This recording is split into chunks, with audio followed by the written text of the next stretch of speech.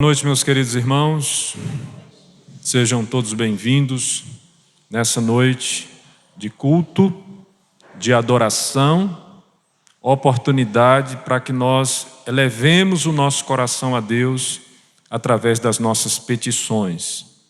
Nós estamos reunidos nessa noite com esse propósito. Convido você a fechar os seus olhos para um momento de oração.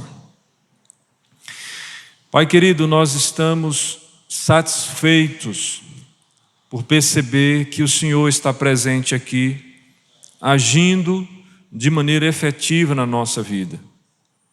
Nós que não somos merecedores, mas que fomos agraciados pela mensagem e pela aplicação dessa mensagem de salvação ao nosso coração, pela ação do Espírito Santo.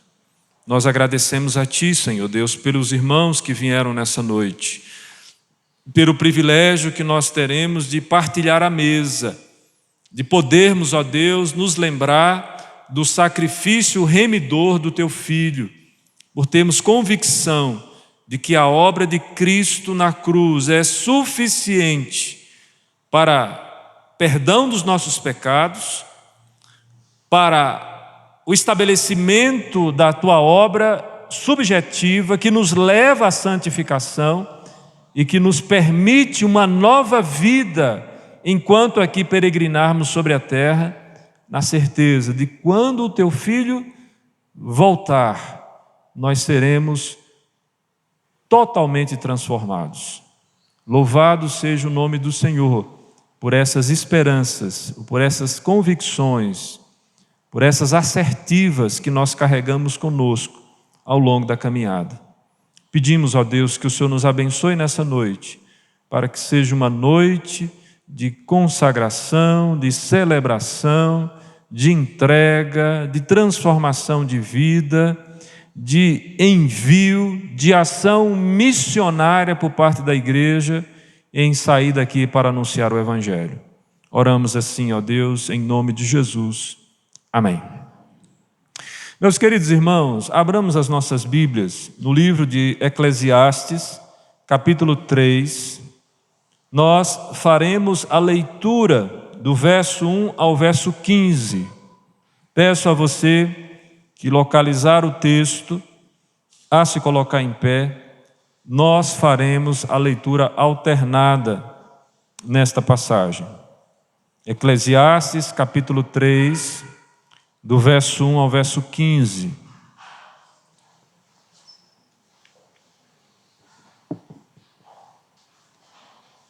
Eu vou iniciar lendo os versos ímpares.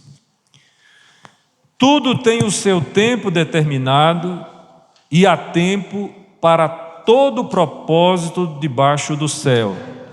Há tempo de nascer e tempo de morrer, tempo de plantar e tempo de arrancar o que se plantou, tempo de matar e tempo de curar, tempo de derribar e tempo de edificar, tempo de chorar e tempo de rir, tempo de prantear e tempo de saltar de alegria, tempo de espalhar pedras, tempo de ajuntar pedras, tempo de abraçar e tempo de afastar-se de abraçar, tempo de buscar e tempo de perder, tempo de guardar e tempo de deitar fora, tempo de rasgar e tempo de coser, tempo de estar calado e tempo de falar, tempo de amar e tempo de aborrecer, tempo de guerra e tempo de paz.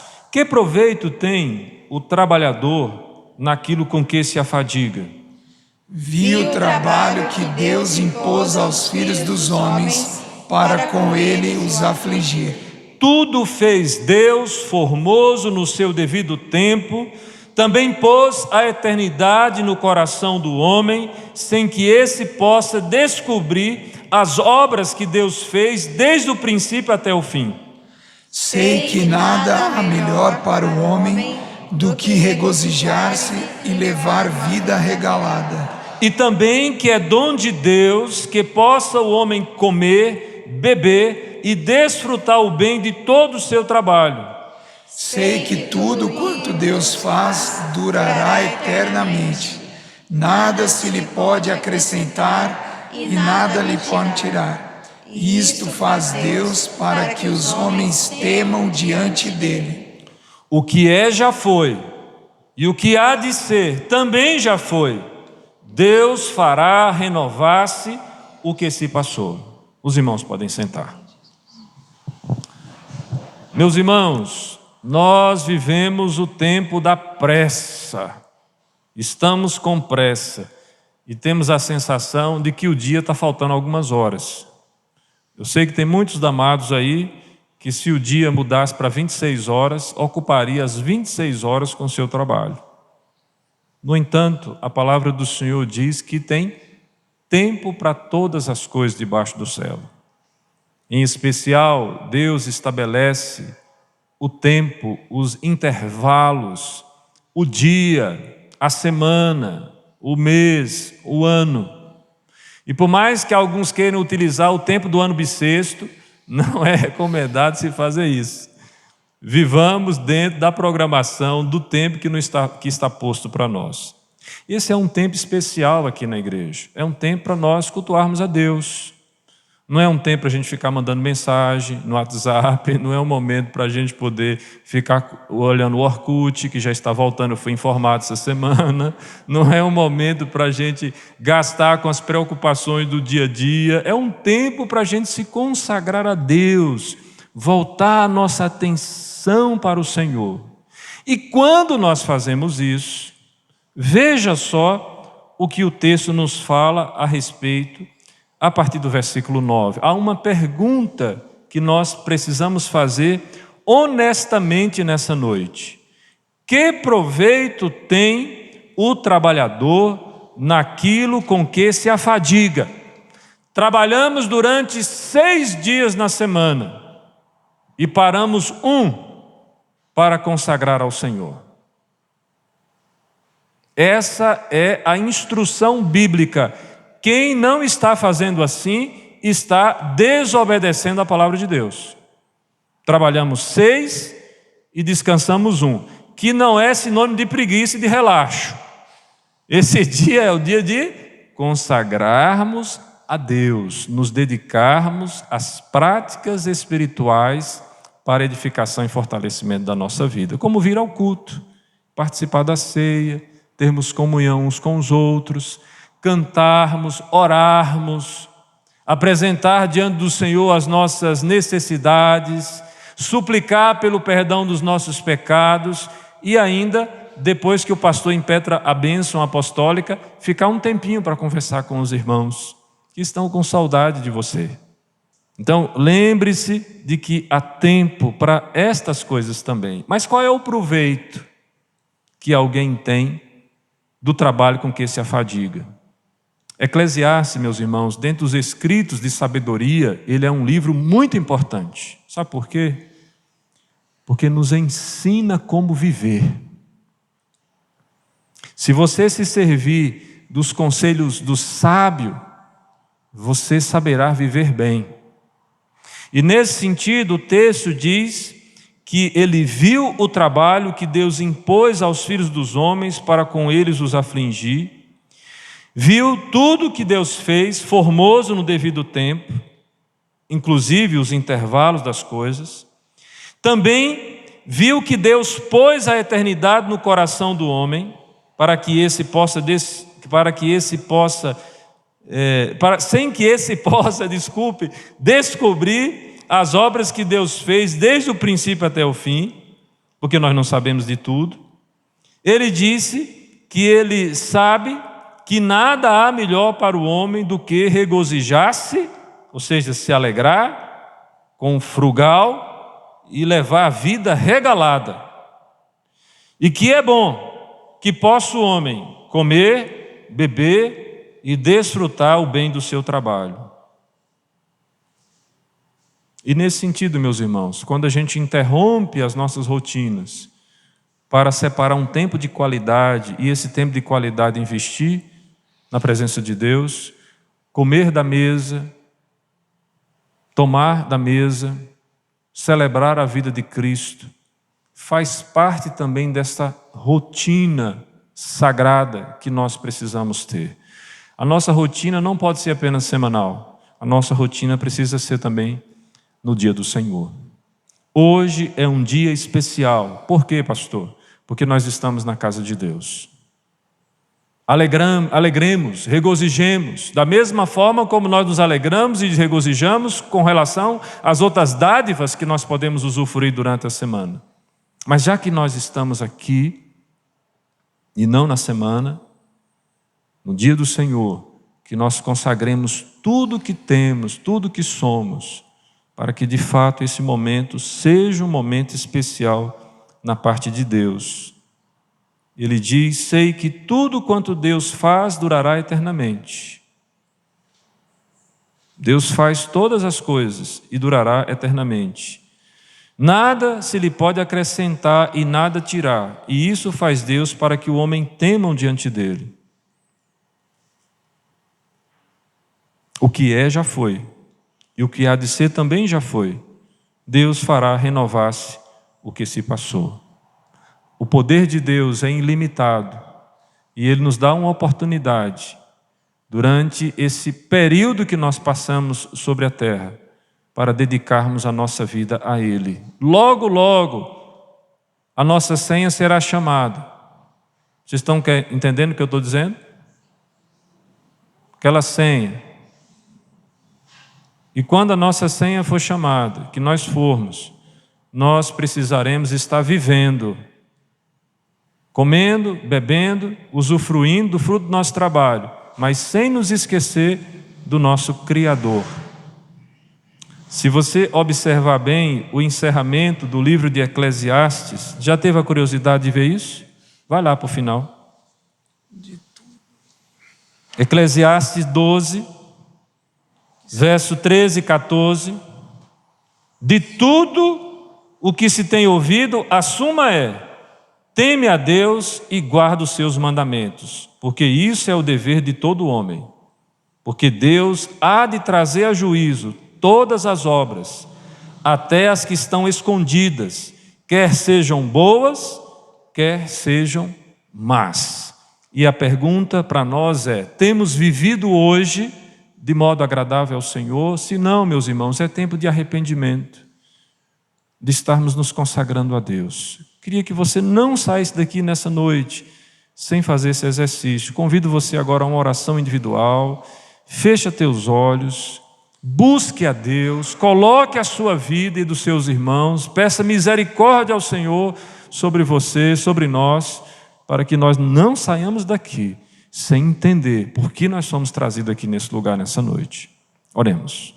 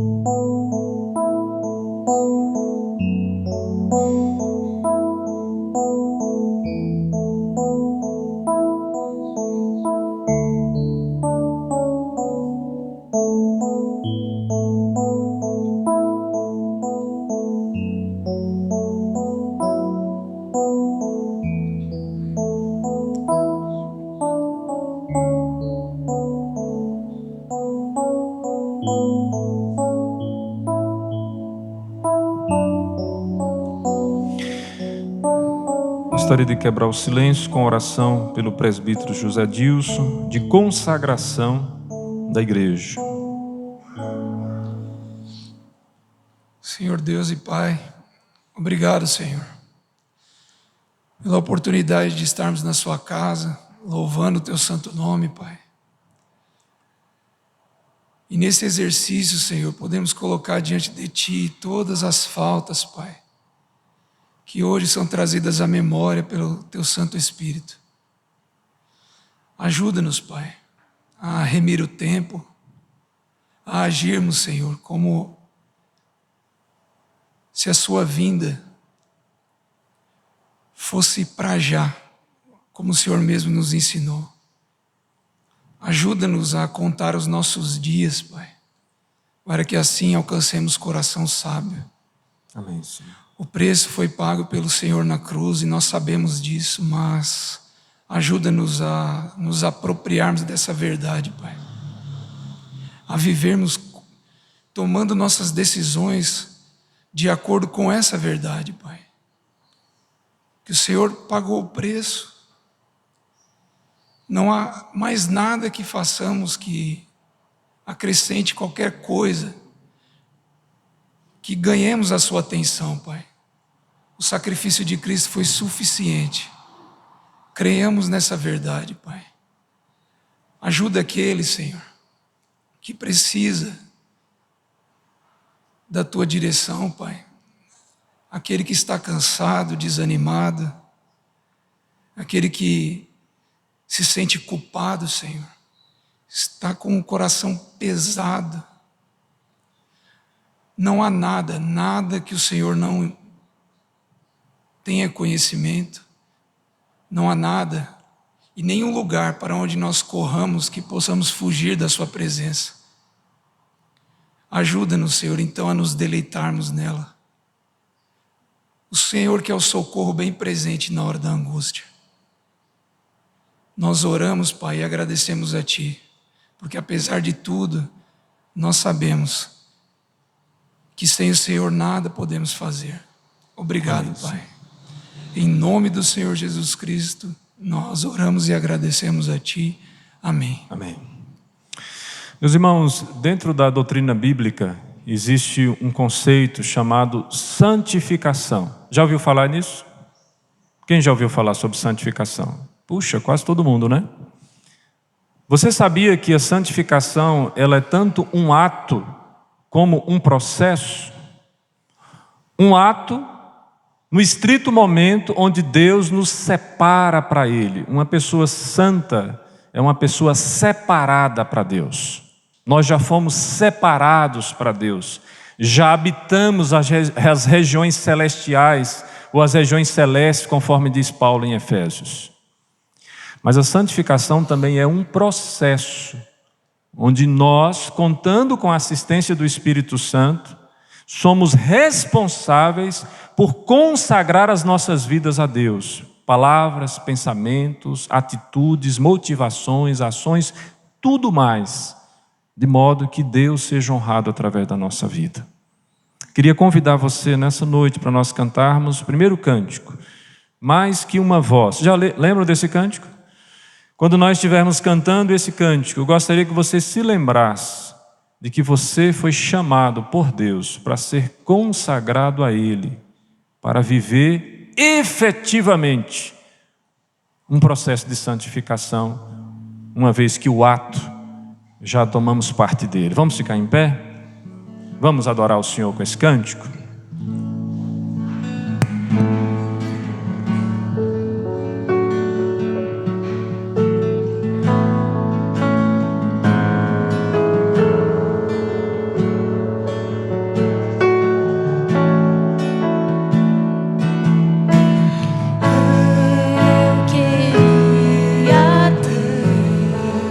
Mais que uma voz, mais que uma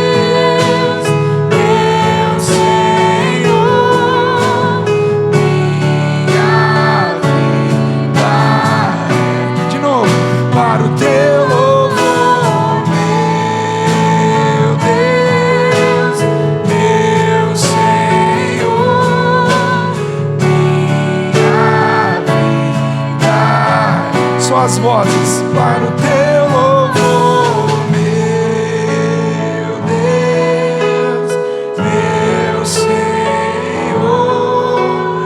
minha vida para o teu louvor.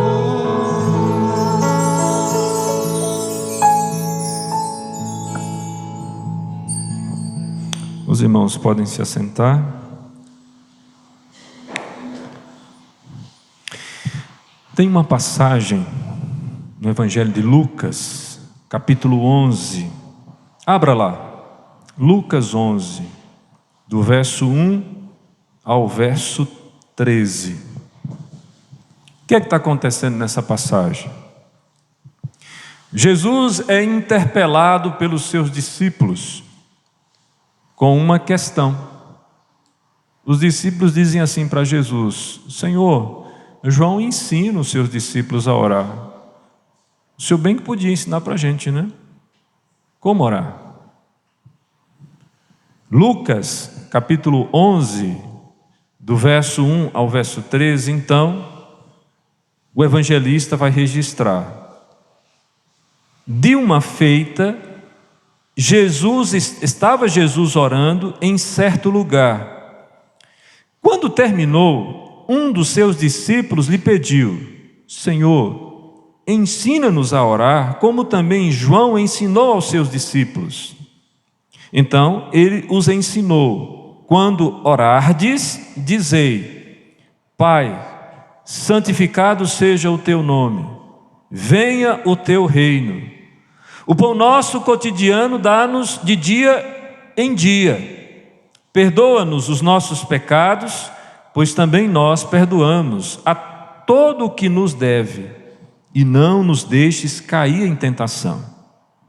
Disse-lhe ainda Jesus: Qual dentre vós, tendo um amigo, e esse for procurá-lo à meia-noite, e lhe disser: Amigo, empresta-me 3 pães, pois um meu amigo, chegando de viagem, procurou-me, e eu não tenho que lhe oferecer. E outro lhe responda lá de dentro, dizendo: Não me importunes, e a porta já está fechada, e os meus filhos comigo também já estão deitados. Não posso levantar-me para tos dar. Digo-vos que, se não se levantar para dar-lhes, por ser seu amigo, todavia o fará por causa da importunação, e lhe dará tudo o de que tiver necessidade. Jesus emenda: Por isso vos digo, pedi e dar-se-vos-á, buscai e achareis, batei e abre-se-vos-á, pois todo o que pede recebe, e o que busca encontra, e a quem bate abrir-se-lhe-á. Qual dentre vós é o pai que, se o filho lhe pedir pão, lhe dará uma pedra? Ou se pedir um peixe, lhe dará em lugar de peixe uma cobra? Ou se lhe pedir um ovo, lhe dará um escorpião? Ora, se vós que sois maus sabeis dar boas dádivas aos vossos filhos, quanto mais o Pai Celestial dará o Espírito Santo àqueles que lhe pedirem. Meus irmãos, essa é uma das passagens mais interessantes que nós temos nas Escrituras, porque relata um momento bem particular de Jesus com seus discípulos. Discípulos assim como eu e você. Discípulos que têm a mesma expectativa de aprender a orar corretamente. Me lembro da conversão, quando a gente chega na igreja com todo aquele gás, com todo aquele entusiasmo, que nós deveríamos manter durante toda a nossa vida, diga-se de passagem. A gente precisa aprender de tudo. E uma das coisas que a gente mais se preocupa no início é como orar adequadamente, corretamente. Oramos a quem? A Deus Pai, a Deus Filho, a Deus Espírito Santo? Depois nós descobrimos que devemos orar a Deus, que é pedagógico orar ao Deus Pai em nome do Deus Filho, na capacitação do Espírito Santo. E quando nós temos toda a informação de como orar, vai passando o tempo e a gente já não ora mais. Já sabe como orar, Já sabe o que é oração de confissão, de intercessão, oração de louvor, de adoração, de consagração, mas não oramos, não pedimos, não recebemos. E quando pedimos, pedimos mal. E Deus não responde às nossas orações dessa maneira. É sabido desta igreja que nós estamos carecendo de um avivamento espiritual. A igreja precisa se revitalizar espiritualmente, não só administrativamente. Nosso problema não tem a raiz no administrativo, nosso problema é espiritual.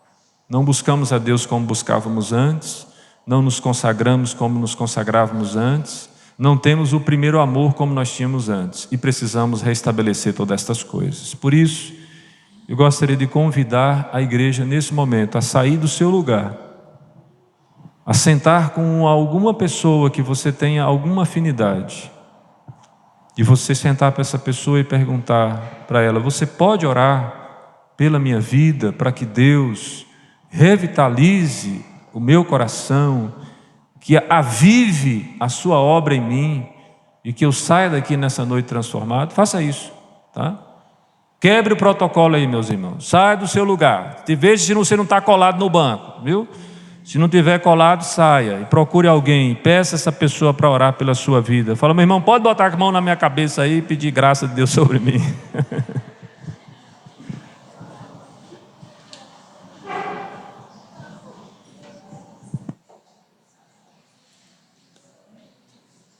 Fazer o trio parado agora.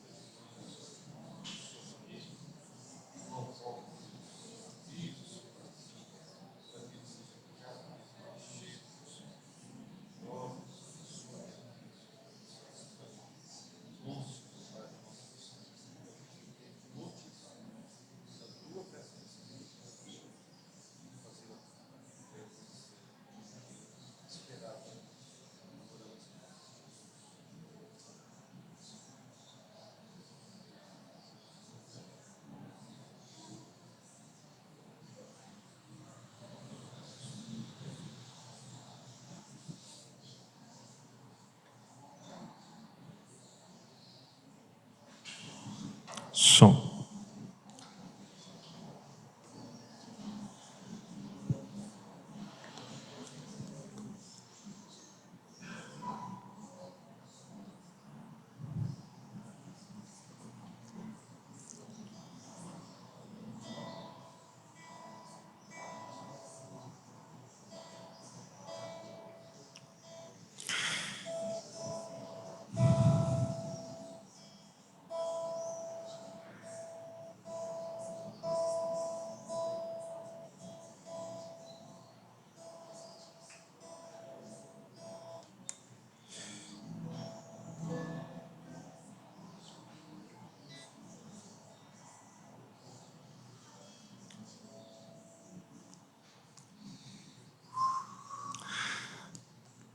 Amém, meus irmãos.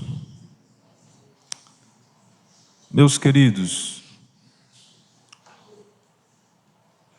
eu não sei se você percebeu, mas nas falas que o evangelista Lucas registra sobre esse evento de Jesus, primeiro ele cita uma parábola do amigo inoportuno, né?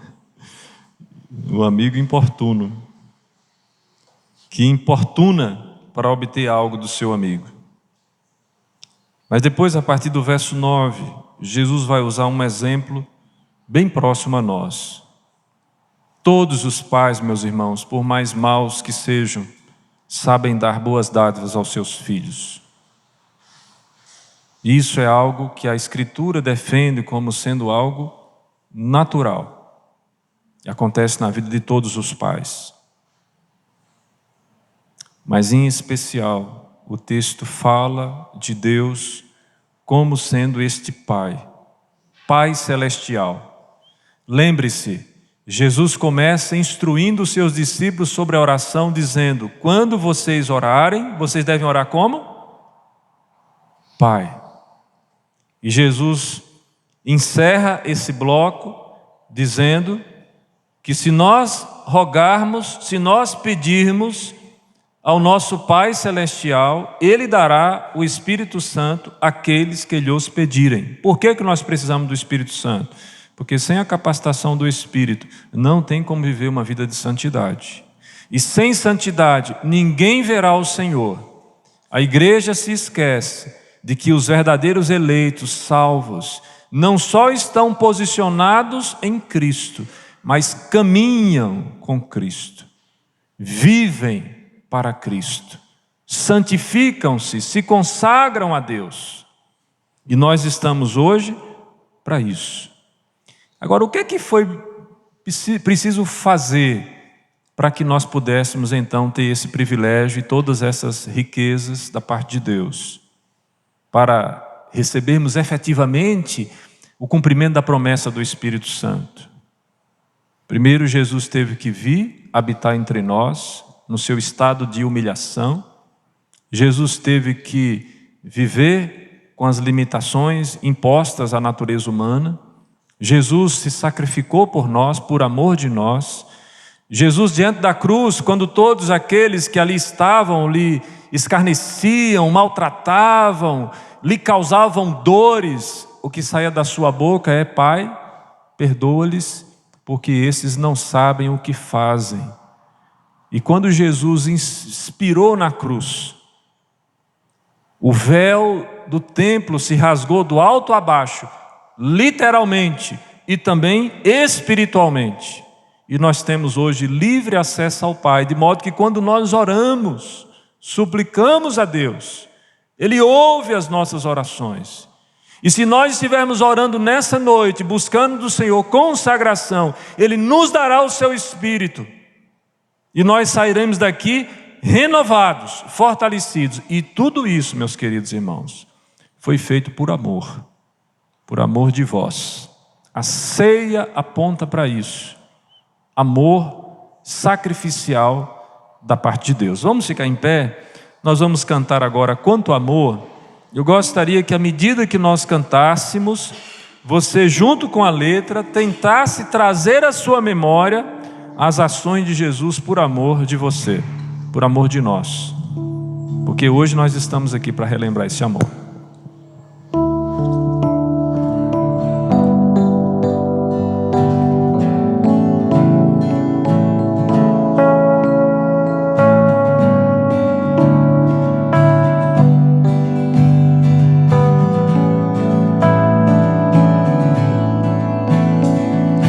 Quanto amor Ele tem por mim.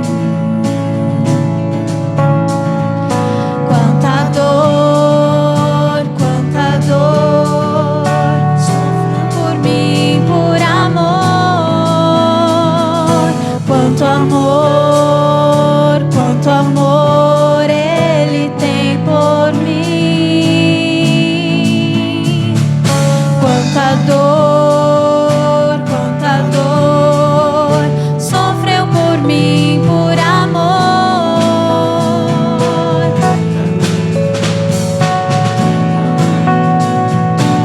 E a razão de tão grande amor foi mostrar que a minha tem valor. Sou tão precioso para Deus, que Ele deu o seu filho pra morrer na cruz por mim. Vamos lá. Ó Deus, Te louvo pelo teu amor, tu mudaste o meu interior e agora eu quero viver pra transmitir este amor que vem de ti. Ó Deus, te louvo pelo teu amor, tu mudaste o meu interior e agora eu quero viver pra transmitir esse amor que vem de ti.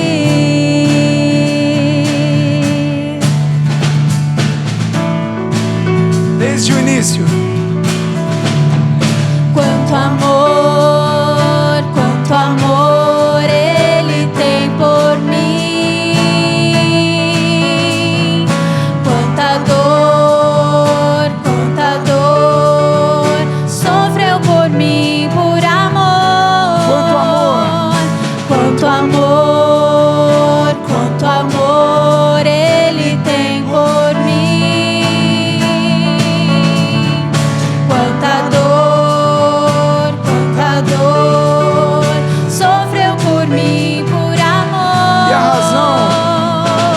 a razão de tão grande amor Vou mostrar que a minha vida tem valor. Sou tão precioso para Deus, que Ele deu o seu filho pra morrer na cruz por mim.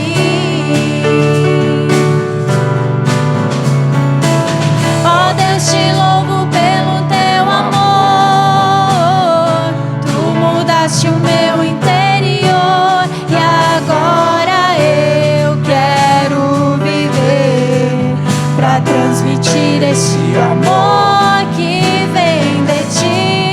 Ó Deus, te louvo pelo teu amor, tu mudaste o meu interior e agora eu quero viver pra transmitir esse amor que vem de ti. Pra transmitir esse amor que vem de ti. Pra quê? Pra transmitir esse amor que vem de ti.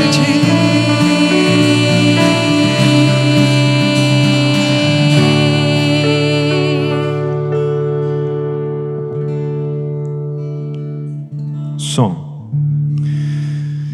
Meus queridos irmãos, Hebreus capítulo 7, ainda de pé, eu gostaria de compartilhar com vocês esse trecho. Diz assim: porque este Melquisedeque, rei de Salém, sacerdócio do Deus Altíssimo, que saiu ao encontro de Abraão quando voltava da matança dos reis e o abençoou, para o qual também Abraão separou o dízimo de tudo, primeiramente se interpreta rei de justiça, depois também é rei de Salém, ou seja, rei da paz. Sem pai, sem mãe, sem genealogia, que não teve princípio de dias, nem fim de existência, entretanto, feito semelhante ao Filho de Deus, permanece sacerdote perpetuamente. No Antigo Testamento nós temos vários tipos de Cristo. Nós temos um exemplo aqui, nesse texto, nessa passagem. É interessante nós considerarmos, principalmente aqueles que acham que a entrega, a devolução, melhor dizendo, de dízimos e ofertas é algo do Antigo Testamento. Isso é um conceito falacioso, não verdadeiro. A prática de consagrarmos as nossas vidas e também os recursos que chegam à nossa mão é algo que faz parte tanto da experiência do Antigo como do Novo Testamento.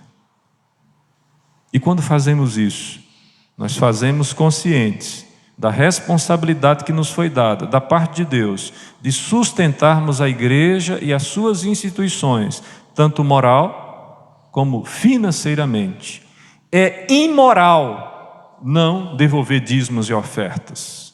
É infidelidade deixarmos de cumprir a nossa obrigação, o nosso testemunho, o nosso compromisso assumido, e isso diante de Deus, diante da igreja e diante do mundo. Fazemos com liberalidade, com generosidade, sabendo que Deus já nos deu tudo que nós precisamos e que nós estamos apenas devolvendo, testemunhando de que Deus foi fiel para nós. Se você não recebeu nenhuma provisão da parte de Deus, não se sinta obrigado a devolver dízimos e ofertas. Mas se você reconhece que tem sido Deus que tem sustentado a sua vida e a sua família, e aí eu peço aos diáconos que coloquem o gasofilácio ali mais próximo para facilitar,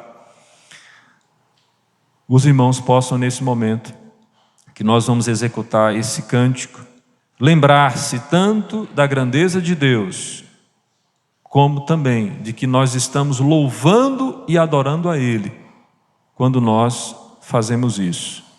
E a palavra do Senhor é clara: para que haja mantimento na minha casa, diz o Senhor dos Exércitos.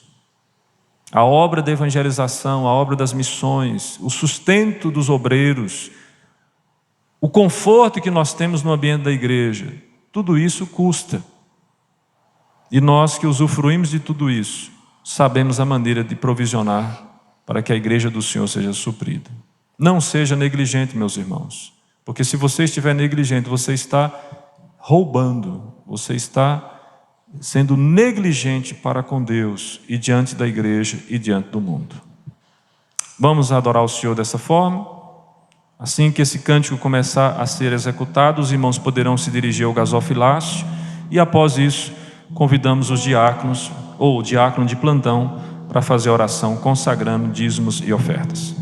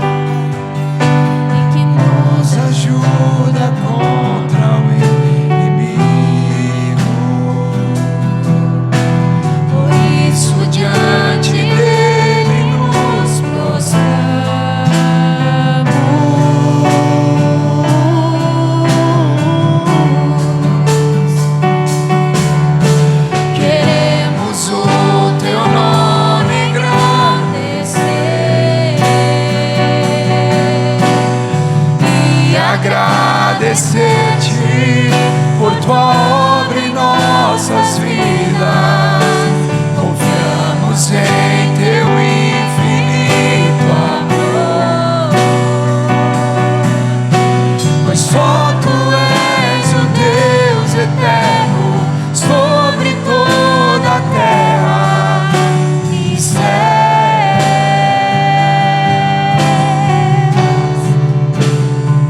Grande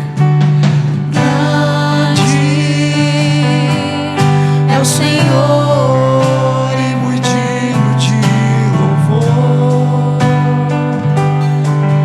na cidade do nosso Deus, Seu santo monte, alegria de toda a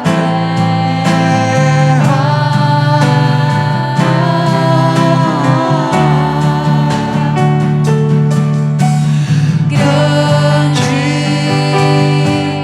é o Senhor em quem nós temos a vitória, que nos ajuda contra o inimigo. Por isso diante dele nos prostramos.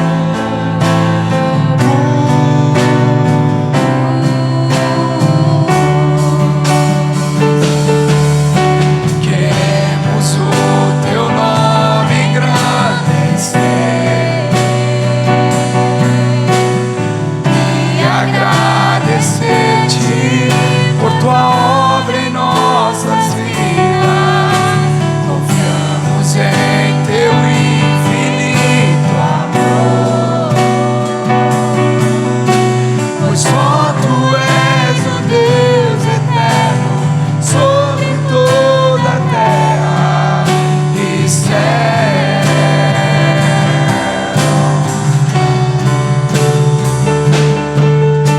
Queremos o teu nome engrandecer e agradecer-te por tua obra em nossas vidas. Confiamos em teu infinito amor,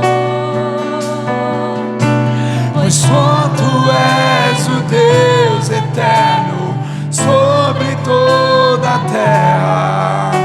Pois só tu és o Deus eterno sobre toda a terra. Pois só tu és o Deus eterno sobre toda a terra e céu.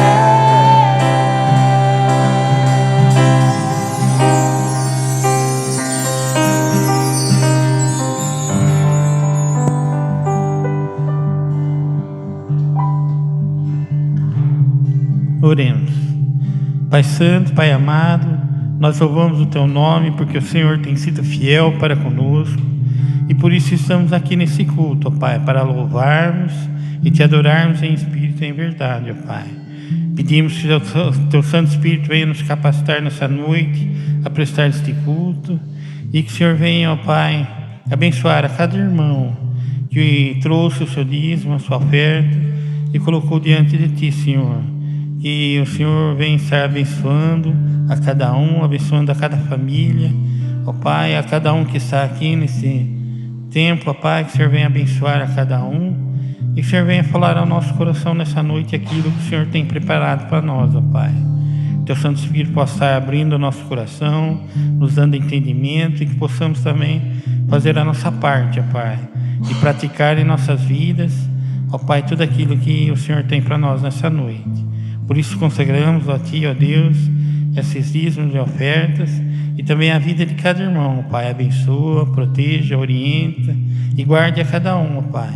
E abençoe em todas as partes desse culto, ó Pai, para que seja para a honra, glória e louvor do Teu nome.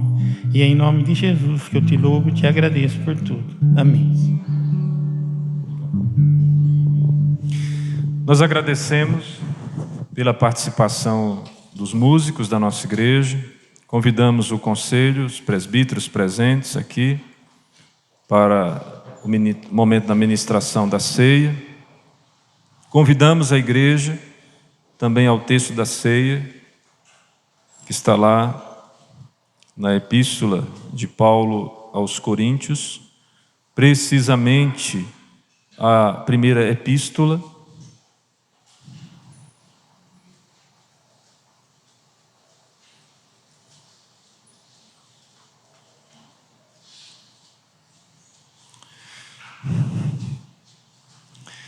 A palavra do Senhor vai nos dizer, na primeira epístola de Paulo, capítulo 11, a partir do versículo 23, o seguinte: porque eu recebi do Senhor o que também vos entreguei, que o Senhor Jesus, na noite em que foi traído, tomou o pão e, tendo dado graças, o partiu e disse: isso é o meu corpo, que é dado por vós, fazei isto em memória de mim. Por semelhante modo, depois de haver ceado, tomou também o cálice, dizendo: este cálice é a nova aliança no meu sangue. Fazei isto todas as vezes que o beberdes em memória de mim. Porque todas as vezes que comerdes este pão e beberdes o cálice, anunciais a morte do Senhor até que ele venha. Por isso, aquele que comer o pão ou beber o cálice do Senhor indignamente será réu do corpo e do sangue do Senhor. Examine-se, pois, o homem a si mesmo, e assim coma do pão e beba do cálice. Pois quem come e bebe sem discernir o corpo, come e bebe juízo para si. Eis a razão porque há entre vós muitos fracos e doentes, e não poucos que dormem. Porque se não nos julgássemos a nós mesmos, se nos julgássemos a nós mesmos, não seríamos julgados. Mas, quando julgamos, somos disciplinados pelo Senhor para não sermos condenados com o mundo. A palavra do apóstolo Paulo à igreja de Corinto, na sua primeira epístola, ela é classificada como sendo uma palavra severa. Por quê? Porque diversos problemas estão ali presentes na vida daquela igreja. Entre os problemas estava exatamente no momento da ministração da ceia. Os irmãos se empolgavam, chegavam mais cedo, comiam, e certamente a ceia não era tão restrita como essa que nós estamos aqui servindo. Era uma ceia, uma refeição que a igreja tinha. A festa do amor era conhecida também assim. E enquanto os outros, que sempre tem na igreja aquele pessoal que chega atrasado, olha, veja que é desde a igreja primitiva. E quando os irmãos chegavam um pouco atrasados, não havia mais ceia. Por quê? Porque os irmãos já tinham comido tudo. Ou seja, não foi feito o cálculo, não foi feito a ceia com discernimento de quantas pessoas deveriam estar ali se alimentando, participando daquele momento, presencialmente.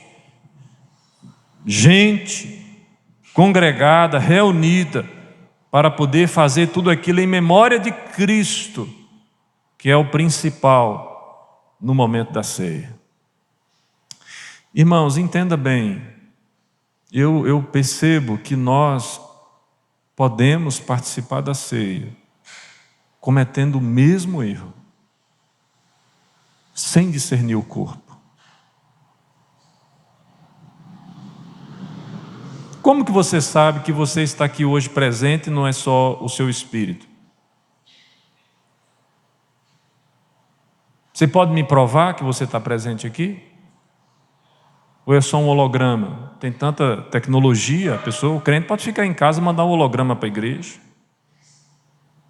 O que é que diferencia? Que nós estamos aqui presentes corporeamente, nós percebemos. Se você segurar a sua mão assim, você vai ver que é você mesmo, não é uma ilusão de ótica. O corpo é percebido. Na igreja nós temos que perceber uns aos outros. Se as pessoas estão entrando e saindo, membros em Cristo, e não são percebidos por nós, nós estamos negligenciando o corpo. Um outro sentido e interpretação desse texto é que as pessoas estavam focando demais na comida, no aspecto físico, na experiência gastronômica, e se esquecendo do significado espiritual que a ceia precisa ter. Por via das dúvidas, não negligenciemos a comunhão uns com os outros e não negligenciemos o significado espiritual da mesa do Senhor. É por isso que o homem precisa examinar a si mesmo. Os presbíteros precisam estar atentos também, para não ministrar a ceia a pessoas que não são membros da igreja. Vocês precisam. Mas os presbíteros e o pastor não são capazes de fazer o exame do seu próprio coração. Examine-se o homem a si mesmo. Ah, pastor, e se eu examinei agora e eu descobri que tem algo errado comigo, o que é que eu faço? Saio correndo, pula a janela da igreja? Calma, meus irmãos, não criemos pânico. Nós precisamos, nesse momento, confessar a Deus, nos arrepender dos nossos pecados e tomar da ceia do Senhor. Porque o momento da ceia é um momento consagratório. E que se nós não fizermos isso, não examinarmos o nosso coração, o que é que o texto diz que vai acontecer conosco? Nós comemos e bebemos juízo para si. E essa é a razão, porque há muitos entre vós fracos e doentes. Fracos e doentes você entendeu, não entendeu? E muitos os que dormem. Você entendeu essa expressão, muitos do que dormem, ou não? Quer dizer, pastor, que quem toma da ceia sem se examinar adequadamente tem um sono mais gostoso? Não, meu amado. A expressão dos que dormem é que tiveram a sua senha chamada. É uma referência à morte de muitos irmãos. E alguns vão dizer assim: ah, pastor, não morre nada. Morre não. Se morresse não tinha um vivo. Morre. Morre de diferentes maneiras, inclusive espiritualmente. Momento da ceia, momento de reflexão, momento de consagração a Deus, momento para tomarmos parte na mesa do Senhor, momento para nos relembrarmos do sacrifício de Cristo, que imprime em nós a necessidade de sermos santos, consagrados a Deus. E todo momento sagrado precisa ser vivido com o decoro pertinente a essa situação. Vamos orar nesse momento, consagrar as nossas vidas e esses elementos. Senhor Deus, ajuda-nos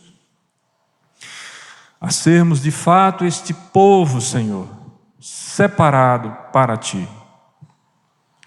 Olha, Senhor, o nosso coração, sonda-nos, Espírito Santo, mostrando as nossas imperfeições, os nossos pecados. Produz em nós, Senhor, arrependimento sincero, honesto, para que a partir, ó Deus, dessa noite, desse momento sagrado que nós tomaremos parte, mudarmos a nossa postura, a nossa maneira de ser, de viver, de agir, de modo que agrade o Teu coração, Senhor. Pai, nós estamos declarando, Senhor, que nós somos incapazes de fazermos por conta própria.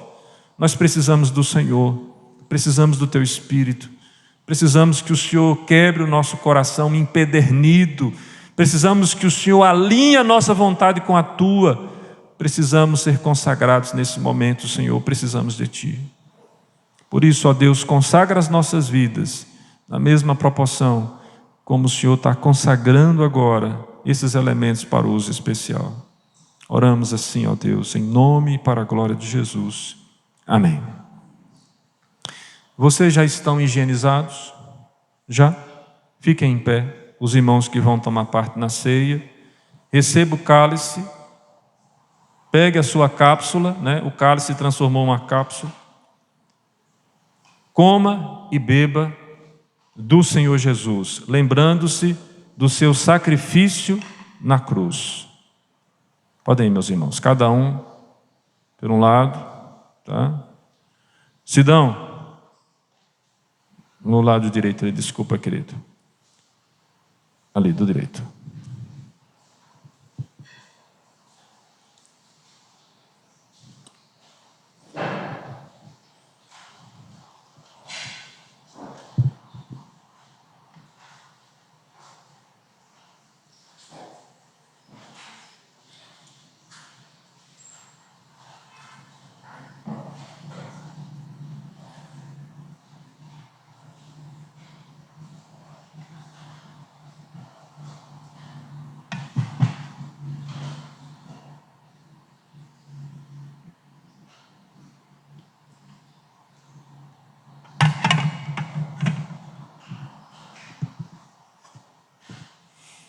Meus irmãos, alguém foi omitido?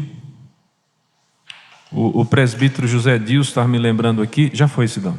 Já foi lá. O presbítero José Dilson estava me lembrando, irmãos, que essa mesa que nós estamos tomando parte não é a mesa da igreja presbiteriana, viu? É a igreja do Senhor. De modo que todos os irmãos que pertencem a uma igreja genuinamente evangélica podem tomar parte nesse momento junto conosco. Tá bem? E aí eu vou repetir a pergunta. Alguém foi omitido? Foi? Não, né? Tom, dessa vez você... Né? O Tom estava omitindo ali o pessoal que estava... Já resolveu isso, graças a Deus. Meus irmãos, antes de nós recolhermos o cálice, os irmãos já comeram? Beberam? Não, vamos lá, vamos recolher rapidamente. Por favor, presbíteros, recolham. Recolham. E já passe imediatamente a se preparar, os irmãos, para nós entoarmos o hino.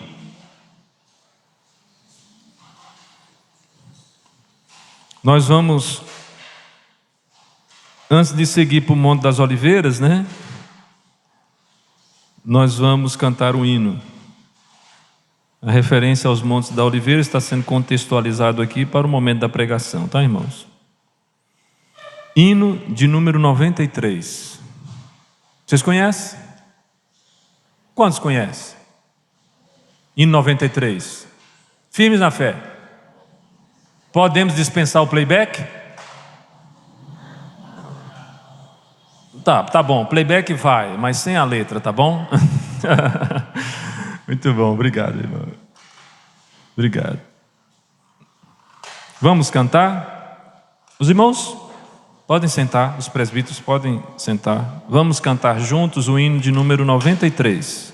Os irmãos podem abrir. Os que já encontraram aí o seu inário. Marildo, prepara aí, Marildo.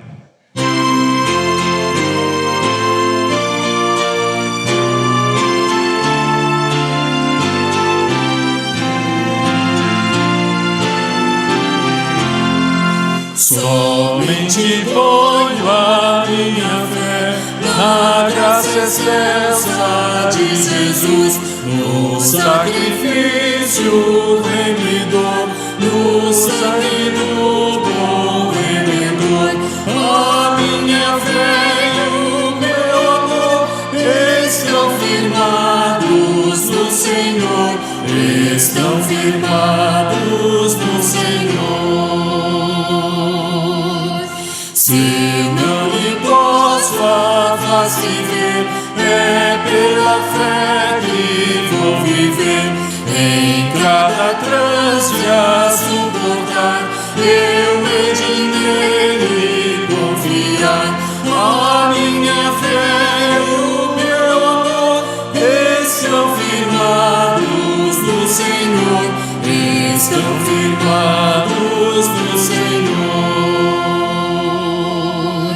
A sua graça é muito real, abrindo traz do temporal. Ao cercar-me a tentação, me fortalece a sua mão.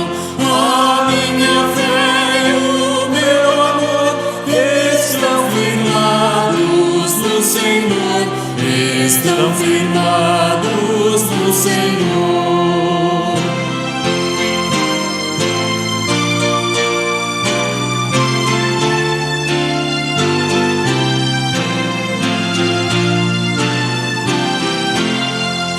Quando a trombeta ressoar, irei com ele me encontrar, e com os salvos cantarei louvor eterno ao grande Rei.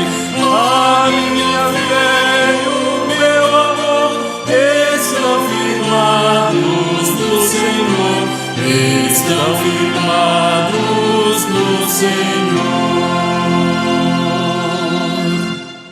Amém, queridos. Vamos orar mais uma vez. Senhor Deus, agradecemos por esse momento. Pedimos, ó Deus, a ação do Teu Espírito sobre nós, neste momento em onde vamos ouvir a Tua palavra.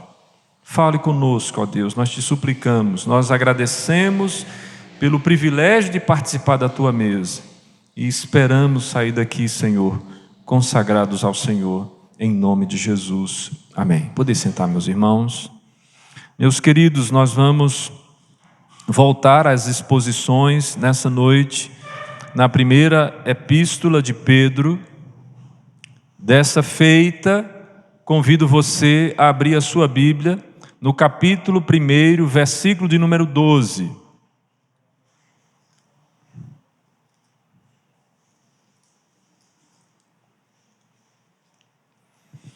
A primeira epístola de Pedro, capítulo 1, verso 12, nos diz assim: a eles foi revelado que, não para si mesmos, mas para vós outros, ministravam as coisas que agora vos foram anunciadas por aquele que, pelo Espírito Santo, enviado do céu, vos pregaram o Evangelho, coisas essas que os anjos anelaram prescrutar. Que Deus assim, meus amados irmãos, nos ajude na exposição da sua palavra. Meus queridos irmãos, eu acredito que o autor dessa carta dispensa já a apresentação, não? Porque, meus amados, eu repeti já algumas trocentas vezes. Quem é que está escrevendo esta carta? Quem? Pedro, apóstolo do Senhor Jesus Cristo, aquele que se constituiu um grande líder na igreja do Senhor, que esteve presente em momentos marcantes da vida da igreja, mas que tem como principal adjetivo ser alguém íntimo do Senhor Jesus, juntamente com Tiago e João, no barquinho. Não que o barquinho seja tão íntimo assim, mas estavam sempre com Jesus. Portanto, é uma carta importante para que a igreja escute, leia, medite, reflita.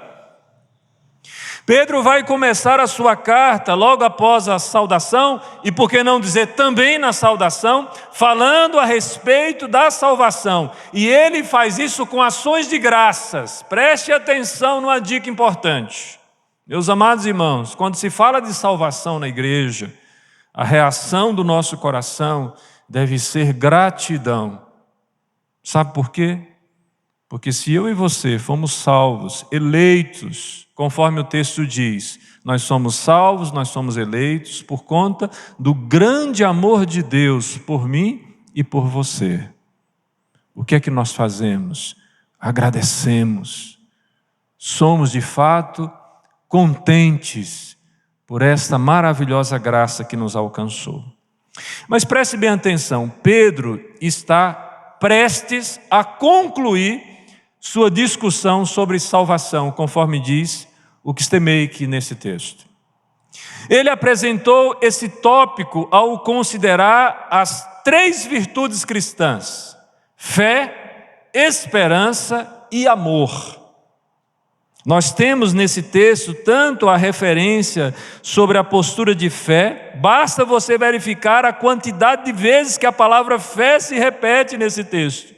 Nós temos uma referência no verso 5, que pois guardamos pelo poder de Deus mediante a fé para a salvação preparada, revelada no último tempo. Verso 7, para que uma vez confirmado o valor da vossa fé, muito mais preciosa do que ouro perecível, mesmo apurado por fogo, redunda em louvor e glória e honra a revelação de Jesus Cristo.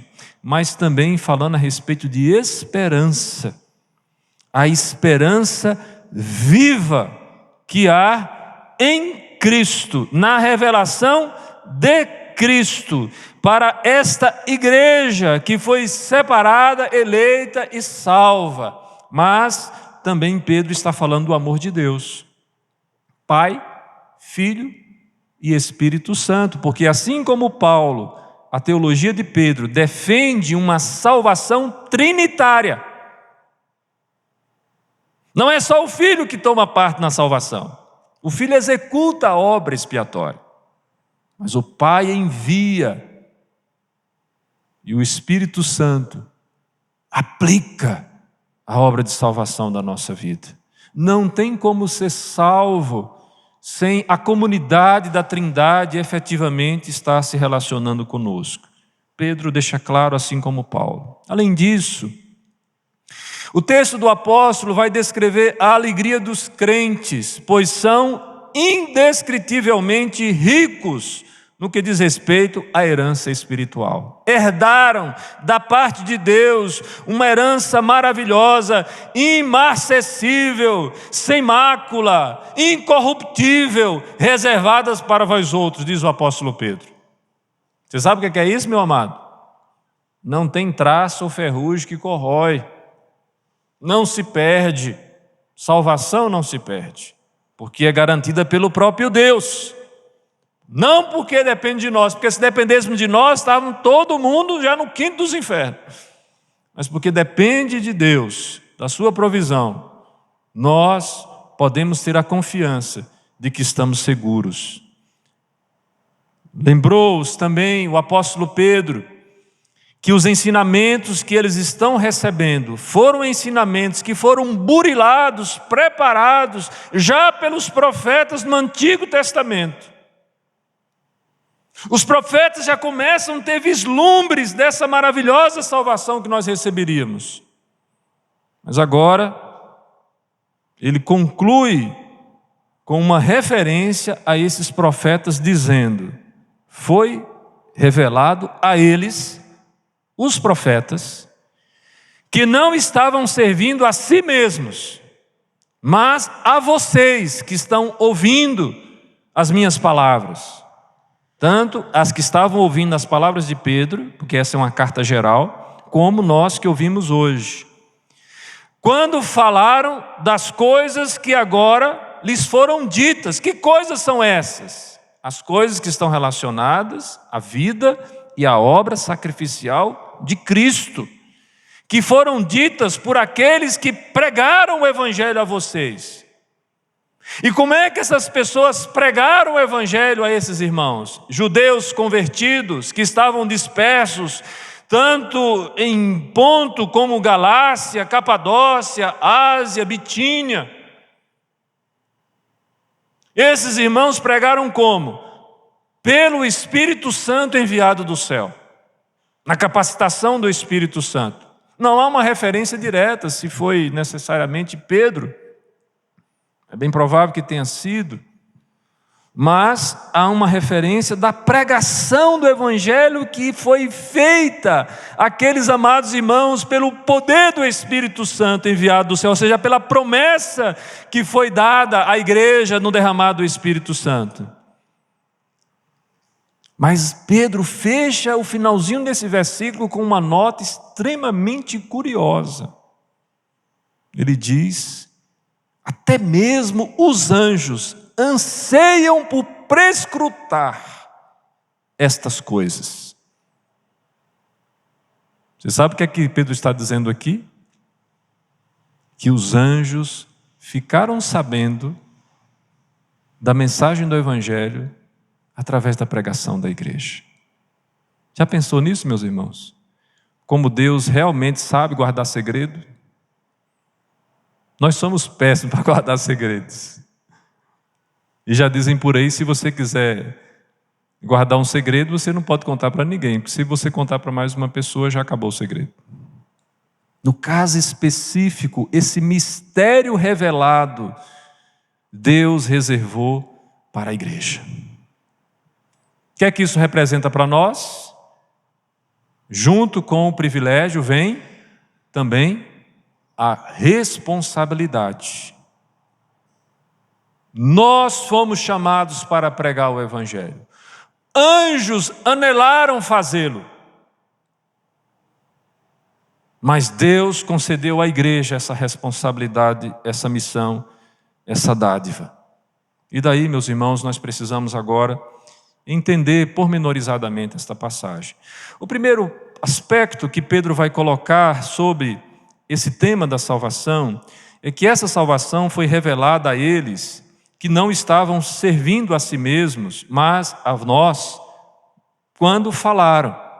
Quem são eles? Já disse, Pedro está especificamente falando dos profetas do Antigo Testamento. E o que é que eles recebem?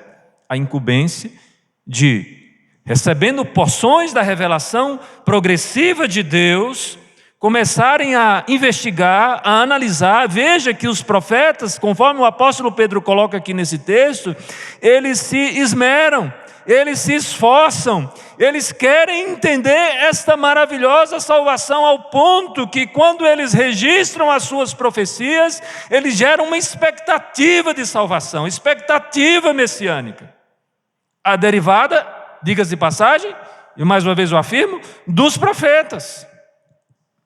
E o que necessariamente esses estão trabalhando, o que é que eles estão burilando, o que é que eles estão fazendo? Eles estão elaborando a informação que estava para ser ministrada às gerações futuras.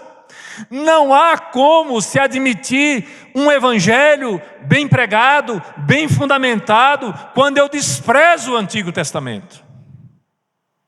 Porque a raiz do evangelho que nós conhecemos foi lançada lá, desde o início.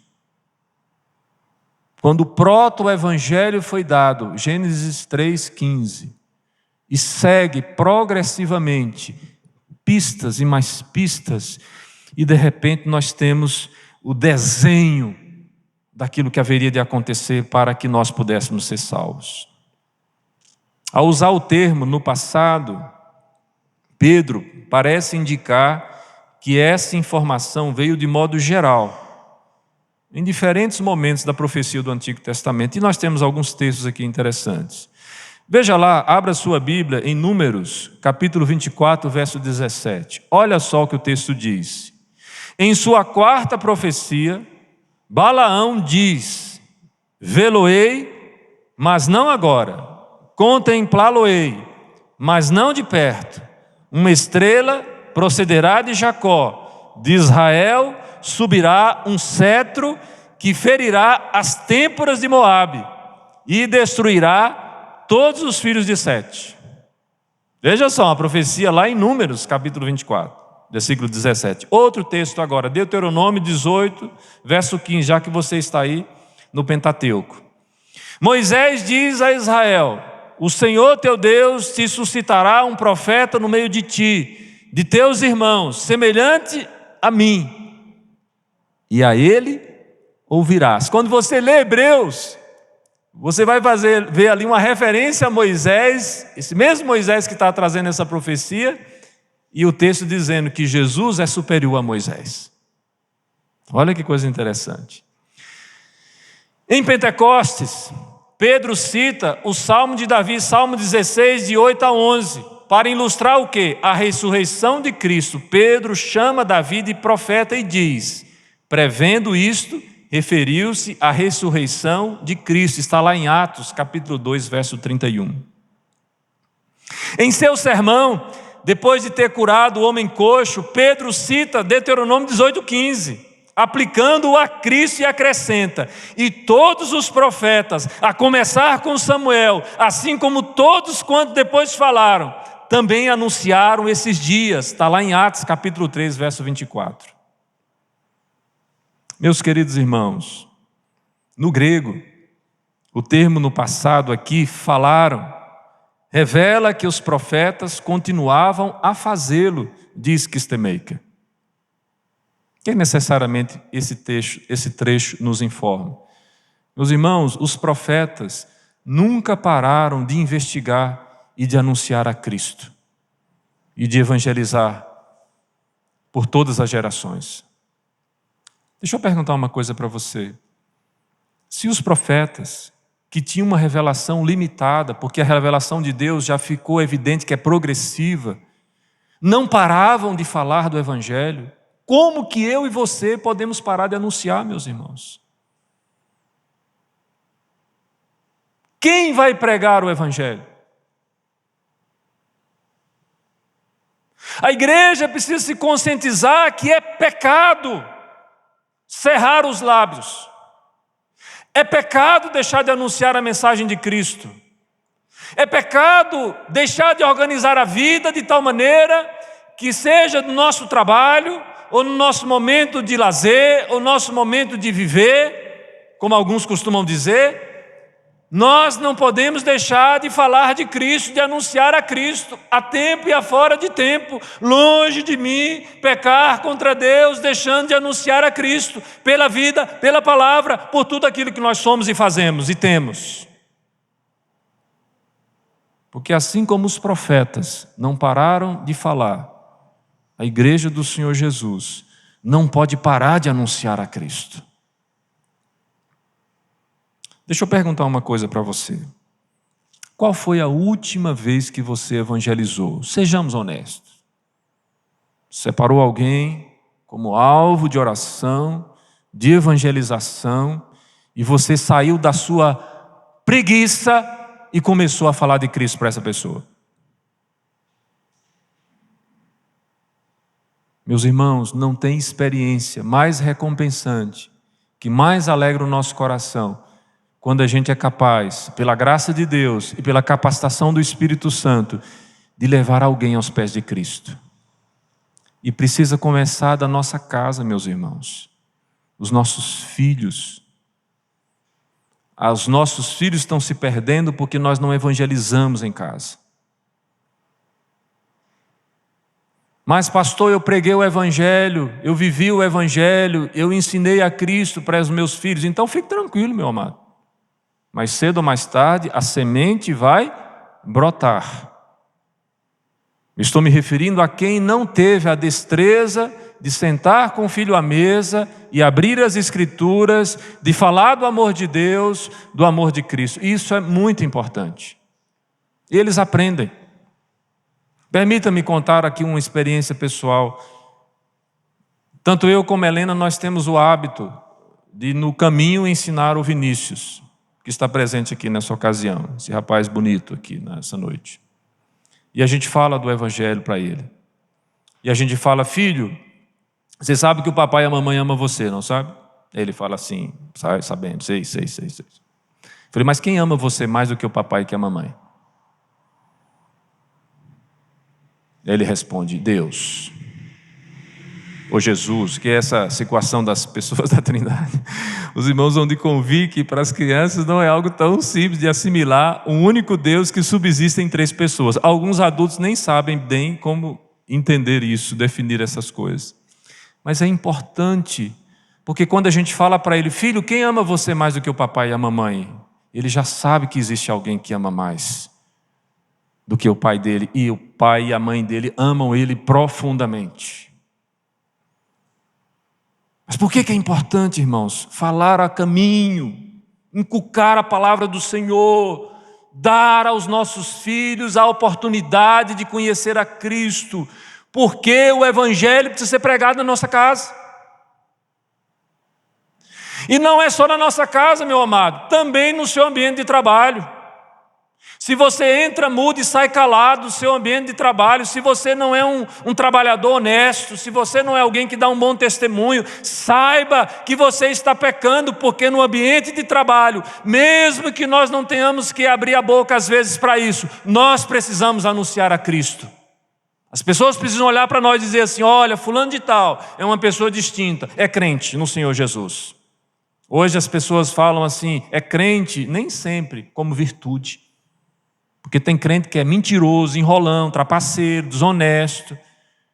E quando chega no final de semana, bota a Bíblia dentro debaixo do braço, vai para a igreja e diz assim: eu sou consagrado ao Senhor Jesus. Nós mostramos que somos consagrados se vivemos para Cristo no meio do nosso trabalho. Aí alguém vai dizer assim: ah, pastor, você já pregou na família, já pregou no trabalho, não precisa pregar em lugar nenhum mais, né? Não, precisa pregar na igreja. Tem muita gente na igreja, que frequenta a igreja, que é membro da igreja, que não é convertido. Você sabia disso? Porque como é que uma pessoa realmente é constatada como convertida? É porque ela tem lá o seu nome arrolado no hall de membros da igreja? Não.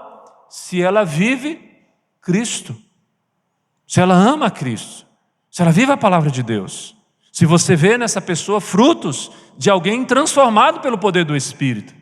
E existem pessoas, irmãos, pasmem vocês, que precisarão ser evangelizadas na igreja, porque tem a prática da igreja apenas como uma prática religiosa, e não do evangelho, que transforma vidas, que traz as pessoas para os pés da cruz, que leva as pessoas ao arrependimento e à mudança de vida. Portanto, na igreja é um lugar propício para a pregação do evangelho. Mas alguém vai dizer assim: pastor, se já pregou na igreja, está tudo beleza. Ainda não, amados. Preguemos também nas praças, e onde mais for necessário anunciar a Cristo. Cristo precisa ser anunciado. Eu me lembro de uma ilustração que, nesses contextos assim, de incentivo, de estimulação para as pessoas pregarem o evangelho, uma pessoa, eu sou péssimo para reproduzir essas ilustrações, mas uma pessoa, ela recebeu esse entusiasmo e o pastor tinha feito um desafio na igreja, falou assim: olha, não deixe passar um dia sem anunciar o evangelho para uma pessoa. E ele estava chegando no final do dia e o relógio estava marcando já quase meia-noite. Ele falou assim: hoje eu não falei do evangelho para ninguém.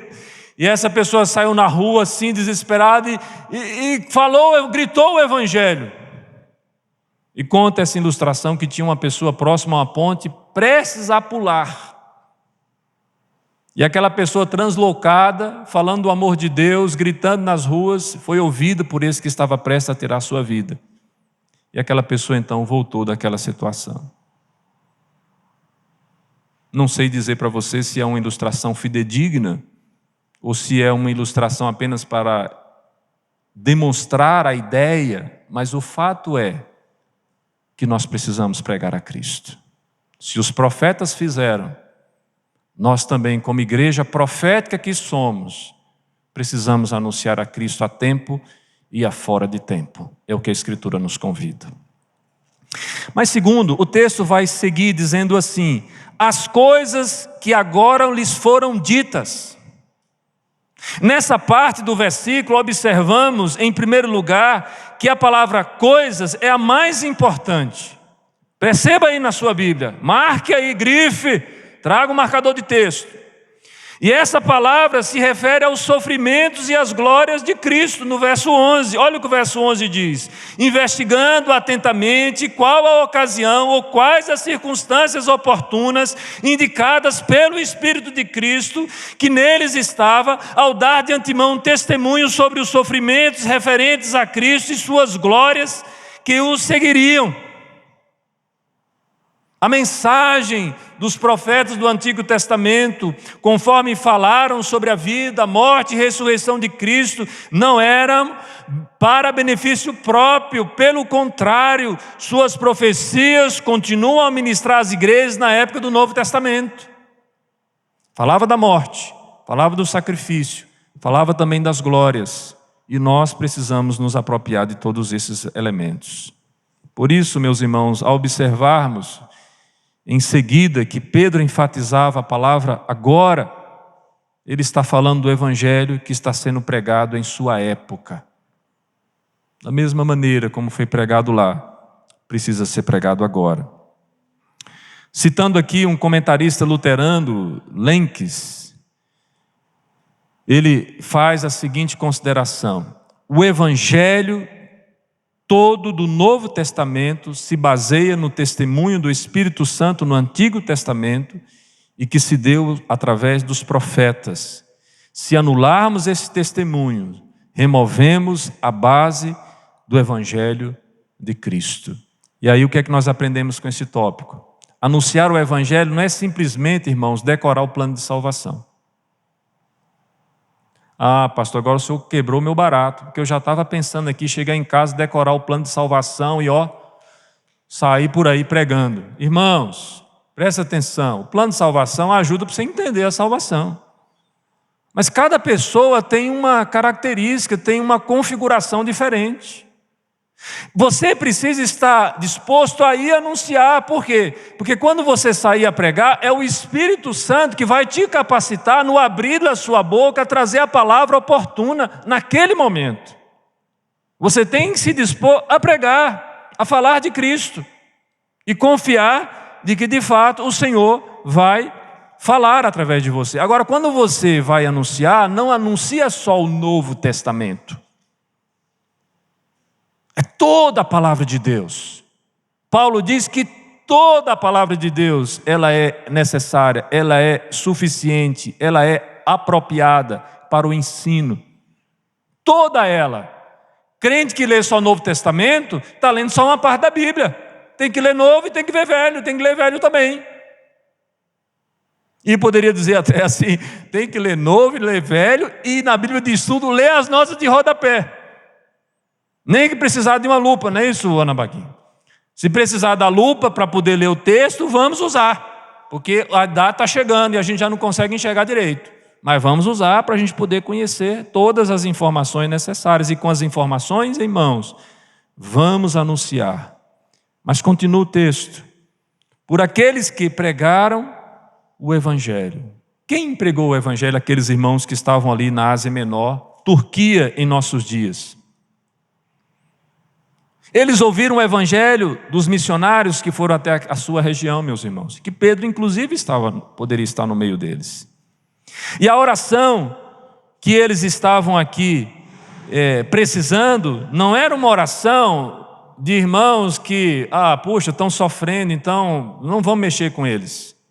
Os irmãos estão passando por provas, precisam ser só consolados. Não, Pedro está dizendo, irmãos, vocês estão passando por sofrimento, beleza. Veja que sofrimentos vocês estão passando, mas a despeito dos sofrimentos, se consolem com a salvação em Cristo. E agora que vocês foram consolados com a salvação em Cristo, preguem, falem, anunciem, preguem o Evangelho. A oração pregaram o Evangelho faz alusão às trevas espirituais nas quais os leitores se encontravam antes da chegada desses missionários. Quando os missionários chegam e anunciam a Cristo, a mente deles se abre, o coração deles se abre, e eles precisam então anunciar a Cristo. Eu vou dizer uma coisa para vocês, olha, só anuncia o Evangelho quem já teve a sua mente aberta e seu coração transformado. Não adianta a gente ficar insistindo com o irmão que vai sair daqui, durante a semana ele vai falar assim, puxa, o que é que o pastor está com a gente? Para a gente pregar? Mas para que precisa pregar? Ele já pregou? Já pregou o sermão dele? Tá, o pastor pregou o sermão dele, e você? Qual foi o sermão que você pregou? Quem já teve a sua mente aberta, evangeliza, seu Fernando, direta e indiretamente. Quem recebeu o chamado da parte de Deus, não negligencia a sua tarefa de fazer missões, seja através do seu envio, ou seja da sustentação e da manutenção daqueles que estão no campo missionário. Uma igreja missionária é a igreja que prega o Evangelho. Uma igreja que está preocupada só com a sua subsistência, uma igreja que não é capaz de enxergar os confins da terra, não é uma igreja que está pregando o Evangelho adequadamente, porque a nossa missão, a nossa responsabilidade é tanto em Araras, como em São Paulo, como no Brasil, e chegar até os confins da terra. Seja Timor-Leste, seja Nova Zelândia, com os missionários que nós adotamos aqui na igreja. Mas o texto continua dizendo, pelo Espírito Santo enviado do céu, o mesmo Espírito que inspirou os profetas no tempo do Antigo Testamento, no dia de Pentecostes, foi derramado nos céus sobre a igreja, para guiar e dirigir aquela igreja a proclamar o Evangelho. E quando o Espírito Santo foi derramado sobre a igreja, aqueles irmãos anunciavam a Cristo com ousadia. E quando eles eram intimidados, eles se reuniam para orar. E quando eles oravam, tremia o lugar. E eles saíam mais uma vez para pregar o Evangelho, porque eles não poderiam deixar de falar daquilo que eles haviam ouvido e visto da parte de Deus, da salvação em Cristo. O Espírito Santo, meus irmãos, orientou os apóstolos e seus ajudantes e deu-lhes poder divino, de modo que sua mensagem não fosse palavra humana, mas a palavra de Deus na boca dos seus servos. Você quer ser boca de Deus? Anuncie o Evangelho. Fale de Cristo. Mas por último, meus irmãos, o texto diz, até mesmo os anjos anseiam por prescrutar essas coisas. Entenda, os anjos, onde é que eles estão? Os anjos, eles estão ao redor do trono de Deus. Eles são mensageiros enviados por Deus para servir o homem que herda a salvação, conforme está lá em Hebreus 1,14. Regozijam-se quando um pecador se arrepende, está lá em Lucas 15, do verso 7 ao verso 10, a festa, né? E reúnem os eleitos no dia do julgamento, está lá em Mateus 24, verso 35. Os anjos fazem tudo isso. Olha o serviço dos anjos, quais são? Qual é o serviço dos anjos? Está do redor do trono de Deus, servir aos homens que herdam a salvação, regozijar quando o pecador se arrepende, reunir os eleitos no dia do julgamento, mas a função de pregar o evangelho para a salvação do homem foi dada à igreja.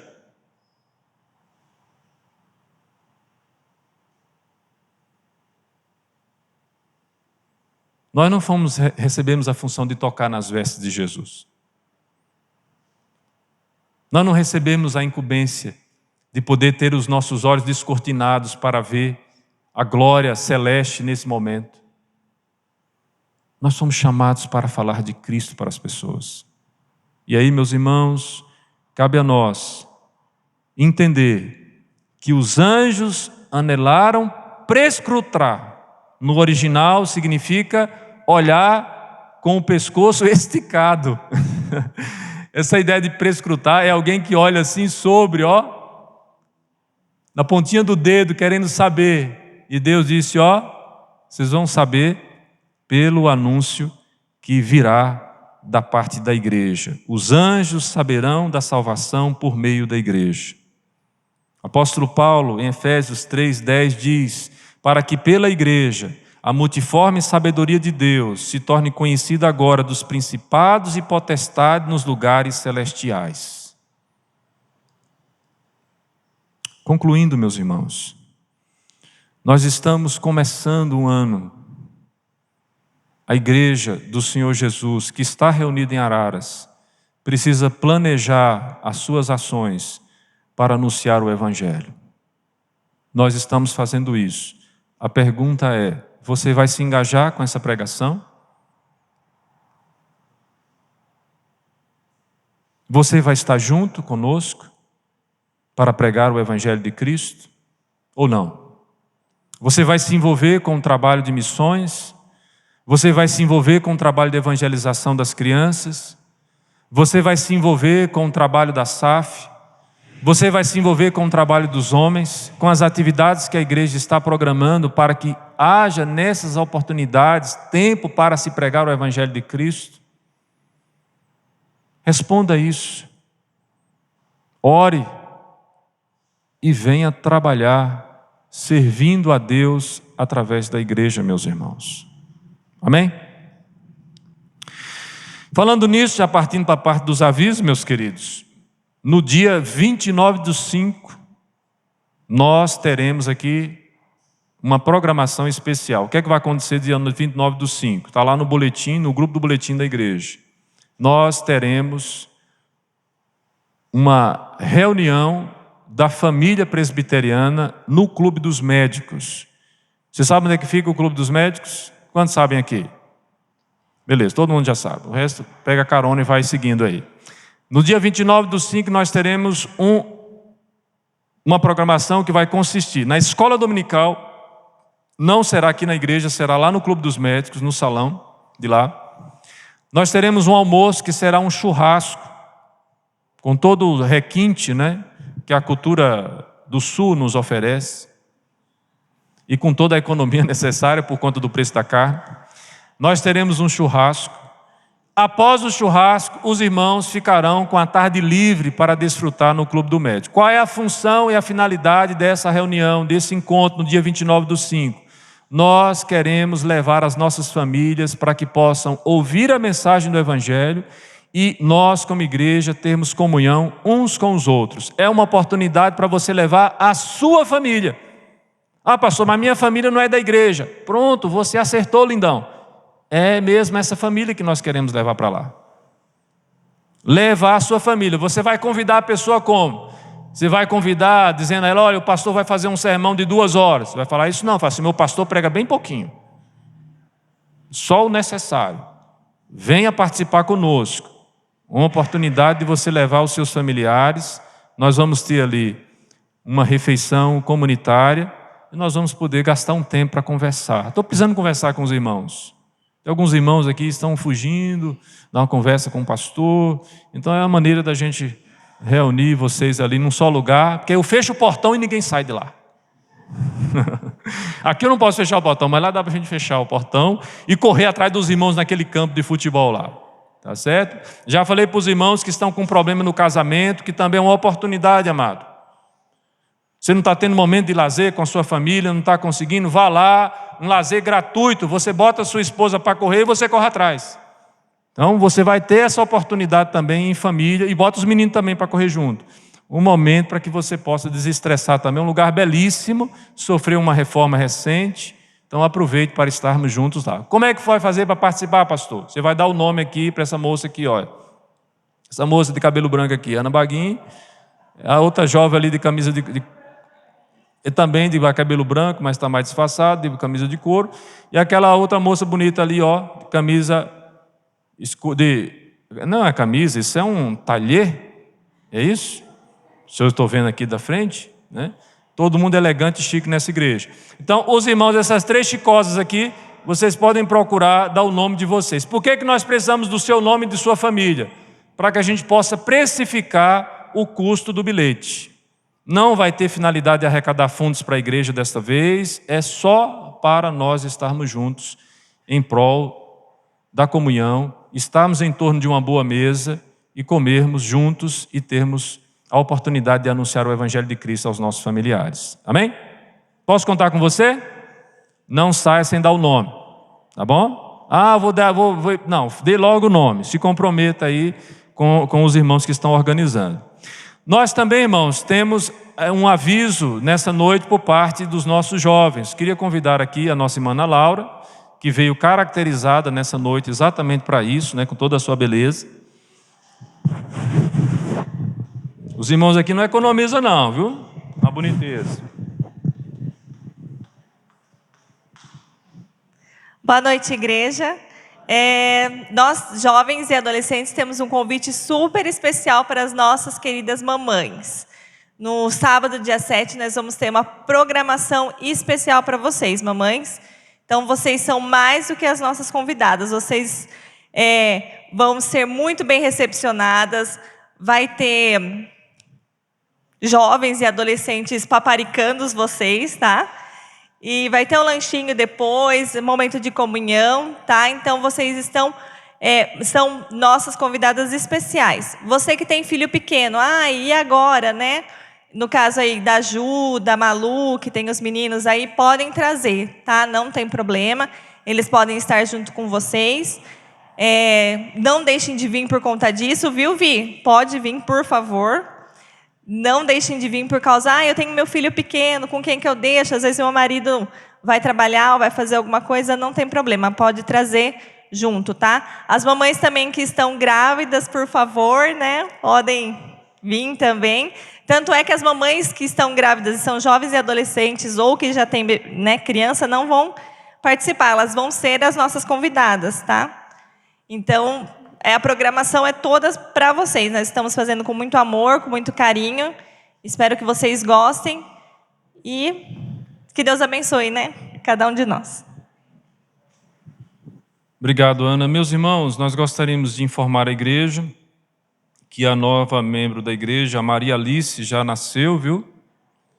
Aquela carinha de joelho já está aí disponível. Então, os irmãos, não se esqueçam de se solidarizar e de se alegrar junto com o Rafael e também com a nossa irmã Ana Kelly. Gostaríamos que os irmãos percebessem que a igreja começou a despertar para isso, irmãos. Né? Nós já nasceu uma menina. A Tamires, já houve a confirmação que vai ser o Heitor. Então, nós já temos um homem, uma menina e um homem. A Estela, da nossa irmã Rafaela, né, também já está engatilhada, né, já está no caminho. Mais outra menina. E agora, meus irmãos, nós esperamos também a Babsi, né? Eu queria saber dos casais, que eu fiz o casamento em especial, se os irmãos não desconfiaram ainda do que está acontecendo. desse grande avivamento que está acontecendo na igreja, né? Não foge não, viu, Adilson? Eu estou vendo vocês escorando aí na coluna, viu? Estamos trabalhar, gente, vamos trabalhar, porque é crescer e multiplicar, né? E vocês têm que começar novo, para poder dar conta de fazer uns 4, 5 meninos. É assim que a igreja vai ter crianças, tá certo? Então os irmãos que casaram, estava lá no contrato que vocês assinaram na presença da igreja, em letras miúdas, que vocês iam crescer e multiplicar, para a glória do Senhor Jesus, tá bom? Que Deus abençoe os amados irmãos que estão aí na tentativa. Alguns já me procuraram e falaram assim: pastor, eu estou tentando, estou me esforçando. Falei: muito bem, meu amado, continue firme, né? Convicto no chamado que você recebeu da parte de Deus. Vamos ficar em pé, meus queridos? Receber a bênção, meus irmãos. Que a graça do Senhor Jesus, o amor do Deus Pai Todo-Poderoso, Criador e Sustentador de todas as coisas, que a ação consoladora e confortadora do Espírito Santo esteja sobre nós, bem como sobre toda a igreja de Cristo, agora e para todo sempre. Amém. Amém.